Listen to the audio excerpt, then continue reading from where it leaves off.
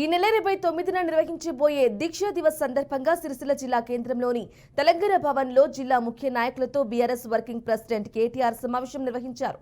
ముఖ్యమంత్రి రేవంత్ రెడ్డికి కేసీఆర్ ను తిట్టడం తప్ప వేరే ఏం పని లేదని తెలియదన్నారు. తన పుట్టినరోజున కూడా కేసీఆర్ ను తిట్టాడని మండిపడ్డారు. ముఖ్యమంత్రి ఇప్పటికే 28 సార్లు ఢిల్లీ వెళ్లొచ్చినా రాష్ట్రానికి ఒక్క రూపాయి తీసుకురాలేదన్నారు.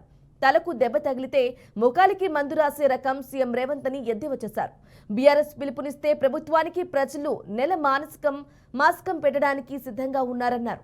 కాంగ్రెస్ ప్రభుత్వం ఏర్పడిన సంవత్సరం లోపే ప్రజలలో వ్యతిరేకత ఏర్పడిందని ఆరోపించారు.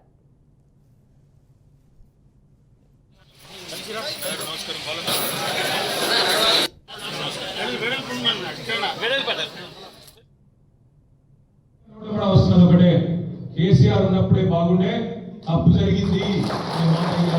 రాష్ట్రంలో ప్రతి నోట్ల నుంచి వడ్ల కొనుగోలు కేంద్రాల కాడ కూర్చునే రైతుల నుంచి మొదలు పెడితే చేన్లు ఇలా కోతల కాడ కూర్చునే కూలీలు, రైతు కూలీల దాకా ప్రతి ఒక్కరి నోట్లో చూస్తున్న మాట ఒకటే.